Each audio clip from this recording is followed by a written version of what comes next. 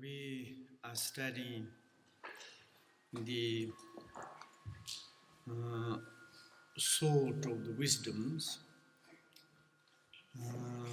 to investigating relative reality, and through the relative realities, and we are trying to understand the absolute realities. And in the relatively, how we can to perceive correctly about relative realities. And in the Buddha's teachings, all the teachings resuming or included in the true truth, to investigating or to analyze these two subjects, relative and absolute, two realities or two subject matters, and maybe we can to find what is correct, what is incorrect, and that is the very much necessary, and specifically or the particularly when we follow after the Buddha or follow up the Buddha's path and the philosophy of the Buddha's systems.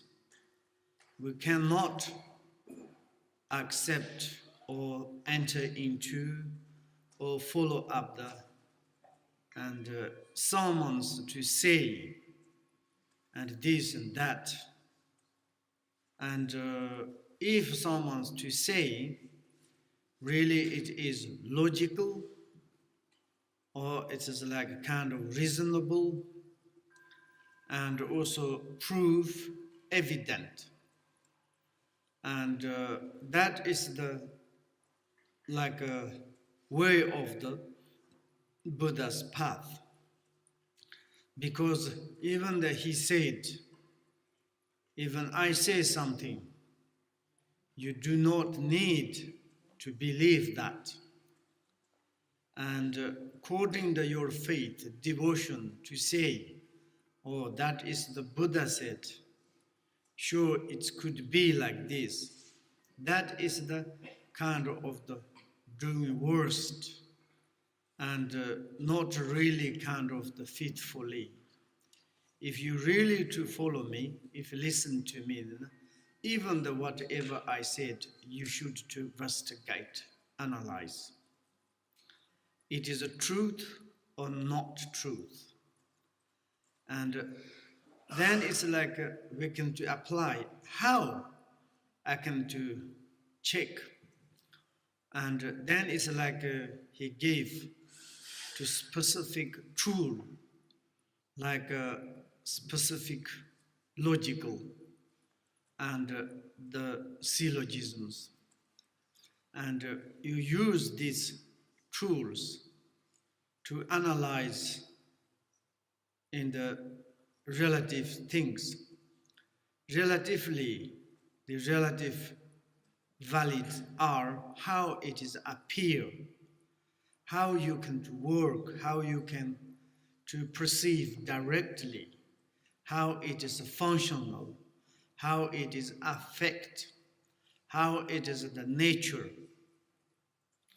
And if you through this kind of reasons to check the functional affect, the individual characteristics or the properties, and then you can perceive direct relative things, then easily you can deal, you can do work. And through that, then it's like indirect valid and the absolute realities. And even the not really absolute reality, but if through these analyses, and you came to understand and the past, futures, according the present, the signal of the what you perceive direct.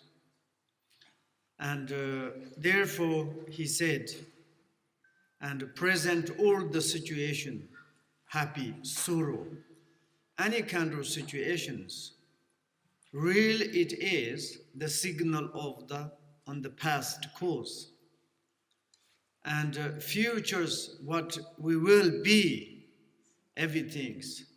Also, we can to check in the present the direct, valid doing in the relatively or in the currently. And therefore, you can to predict as yourself, to the yourself, where can I go, where I come from, and what am I doing, and how it is the life, how it is my body, how it is my verb, how it is my mind. And to find your own individual path, you can to find your own individual, who you are. And through that, and direct, valid, and present the relative body, speech, mind, and like pristine cognitively, or through these pristine cognitives. And then you can analyze to the indirect, valid of absolute truth. And the absolute truth, of course, there is like a valid cognizers or the valid tools, like a valid explanations, valid establishment, how it is the pursue, how it is the avoid. And that is the through this to approach to the ultimate realities. And through this true valid cognition, like indirect valid cognition, of course it is the both. And the countable valid cognition of the absolute truth, or incountable valid cognition of the absolute truth. It is cognizing or cognizers and analyze to find the valid of indirect valid, which is the ultimate. And the ultimate, it is only we need through the mentally and logically and the scripturally and analysismly, I would to say. And therefore, there is like a true kind of the true tools in order to find the ultimate through these true tools to fix or to use this, and then absolute truth is false or correct, and how it is. And of course, without that, and then it's like only to have single these truths, and then it's like very much on destructions, and like this, and falling into the different extremes. And therefore, in the Shantadevas, also he said, first timers, by the training in this aptitude for the emptiness, it is like a aptitude for the emptiness. This is at the beginning. The habit to perceive real thing will be relinquished, which is the emptiness. But the turning in the thought, what is the turning process of the emptiness? There isn't anything you can find, like in the Abhisamaya Lonkaras, training is without training, abiding without abiding. And what we are aptitude for the emptiness. And of course, beginning like the incountable valid cognitions and through training about the aptitude of the emptiness, which each individual, these phenomena are established into the emptiness. Saying the meditate on the emptiness, that is the aptitude for experiencing emptiness. But finally, to concerning of the emptiness, this was also relinquished by the turning in the thought. There isn't anything existence. This is a view itself, well also the abandonance. What does it mean? First time you recite the emptiness, you contemplating on the emptiness. And also it's like using the valid cognizer of the categorize absolute truth, apply to the each individual phenomena, and also meditating on the emptiness. But finally, what you are, like a kind of the meditate on it, the cognize aspect, there's nothing kind of to holding. That is the training, is non-training. Budding is non-budding. What is the to preserved finally into our minds? And that is the absolute truth. This is the image of the Buddha nature. That is the image of the realities. And training but non-training. And abiding but non-abiding. And the view of the emptiness but non-view of the emptiness. Meditation is no meditation. No meditation is the meditation. That is the best meditation. And this kind of the absolute truth, then you can do through that.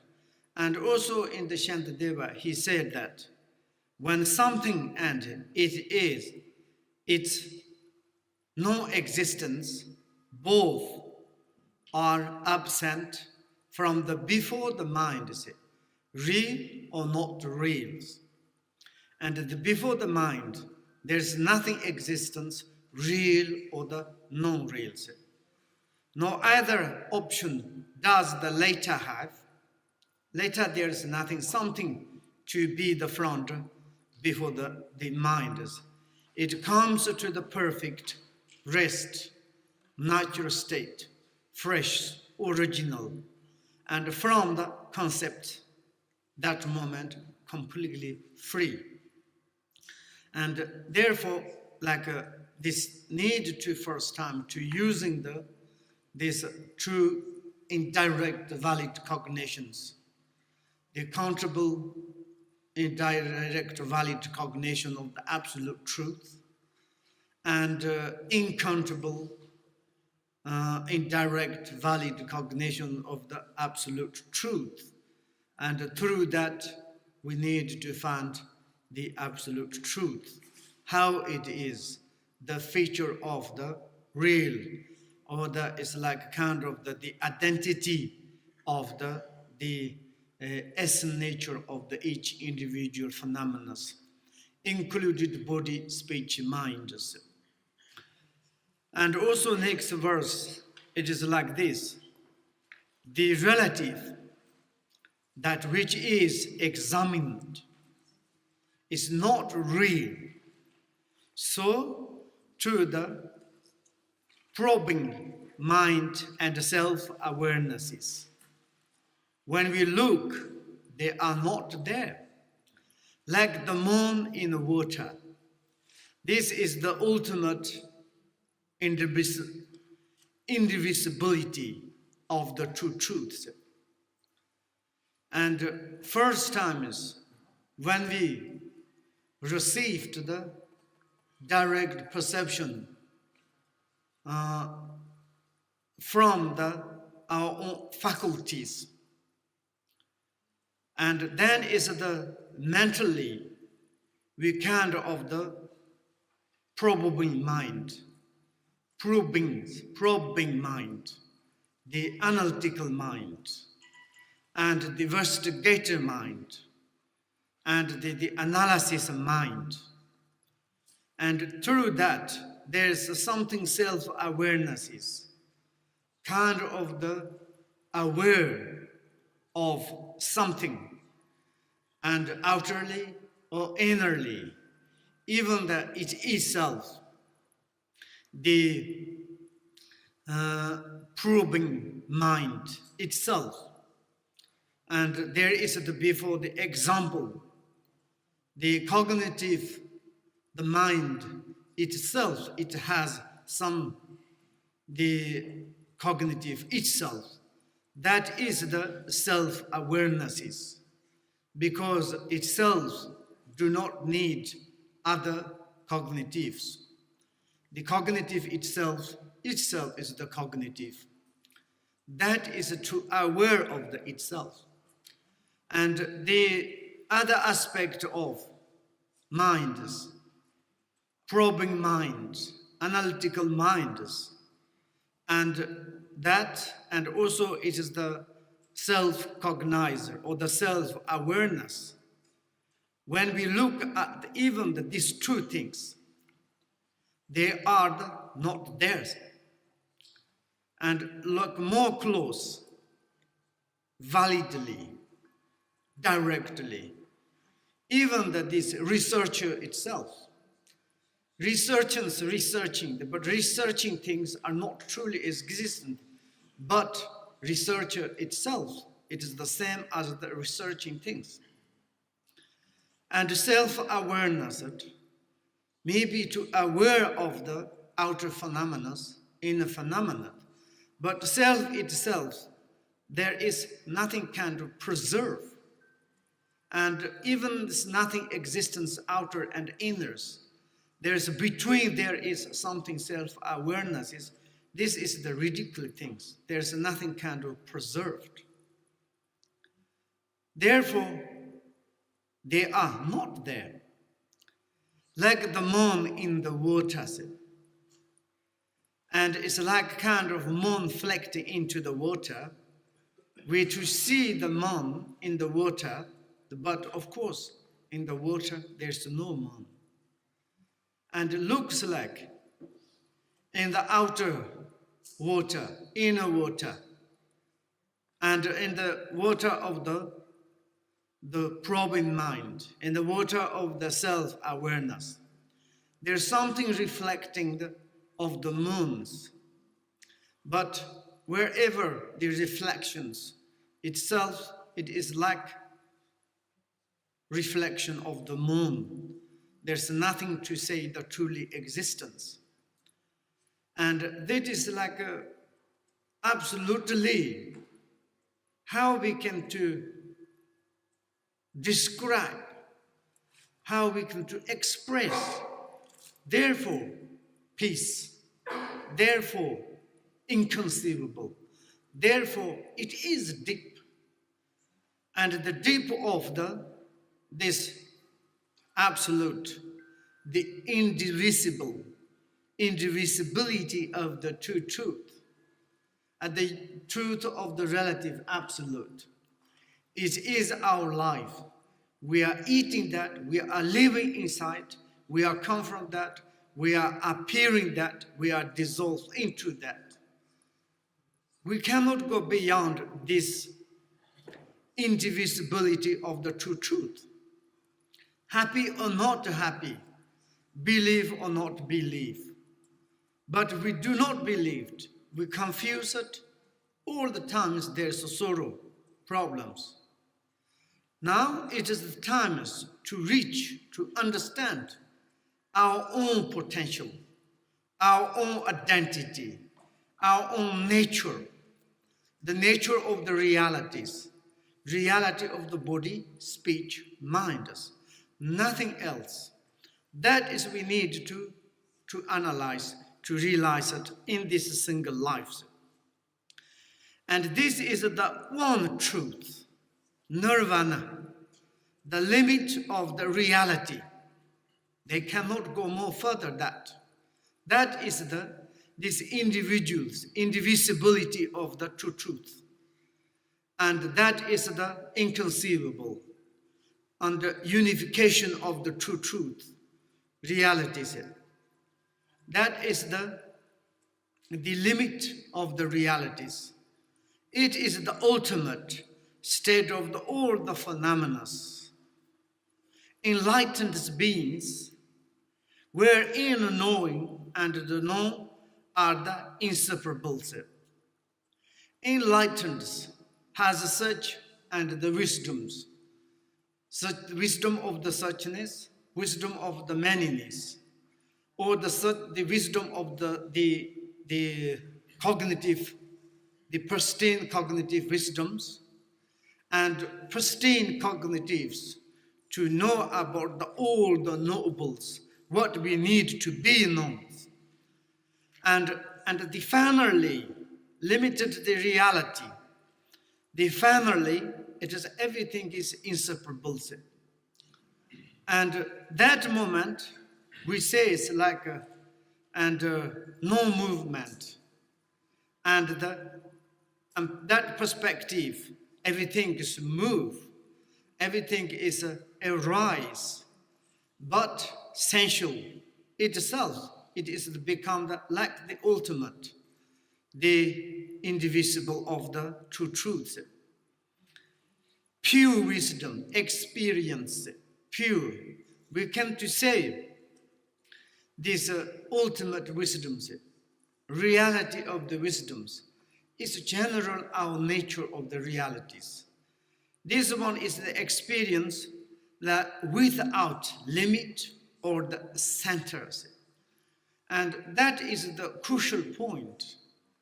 It is how we can to say the pure wisdom, primordial wisdom, and ultimate wisdoms. That is we can to say, where is that the extremes, limited? We can't to say the south, north, and western, eastern, up, down. And also there is no existence of the centers. Therefore, we call the describable.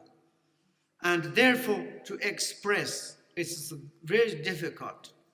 Even to say it is the Buddha's tongue, it becomes the silence. By the Dinjime Limbas, to say, if you say the non-existence, it is the source of all the samsara and the nirvanas. If you say the existence, and it's there is like a kind of who can to see it? Even the Buddha's eyes, pure wisdom's eyes, had nothing to see it. Then it is the contradict. It is not contradict, and therefore this pure wisdom, it is like without limit or centers. Through this, the ultimate parinirvana, it is the mahaparinirvana. That is the single parinirvana, the unification of the samsara and the nirvanas. Indivisibility of the samsara and nirvanas. That is the expressed, all the past Buddha and present Buddha and the future Buddhas. And without that, something is the left, someone can to express. Who can, which kind of intelligence to express that? And nothing else. And also there's many different examples here. And the sunlight is the shine on the skies. All the luminosity are the kind of the appearance. Like this, the pure wisdom of wisdoms shine out, then everything is concluded, limited the reality, or this end of the indivisibility of the reality is to be there. And indivisibility of the great, pristine, or extraordinary true truth, true wisdoms, suchness, and the manyness. And also, and the example of the sunlight and once radiated and limitless sentient beings to receive the luminosities. And like this, the enlightened, the pure wisdoms, and radiated, and whatever to be the nouns are there's nothing kind of the left things.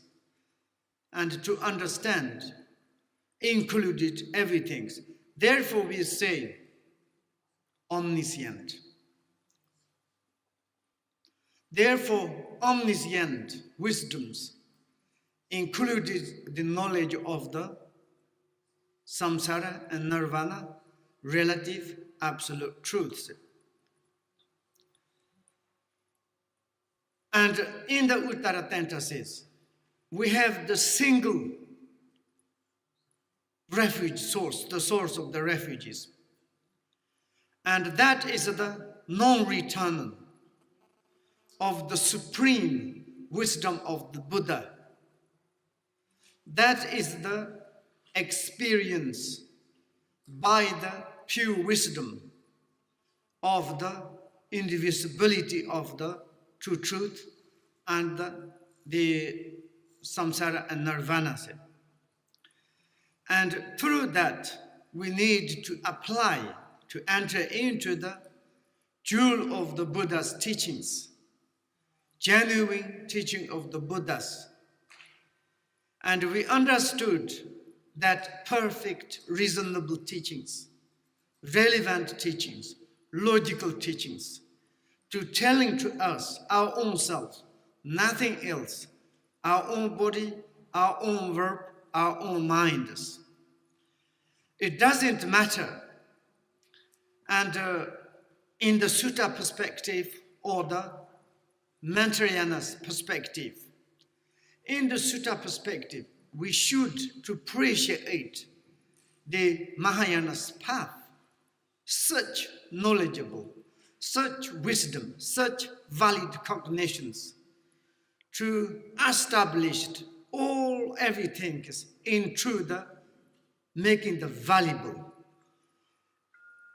like evaluations and truthful, correct things, and to practice such profundity of the view perspective.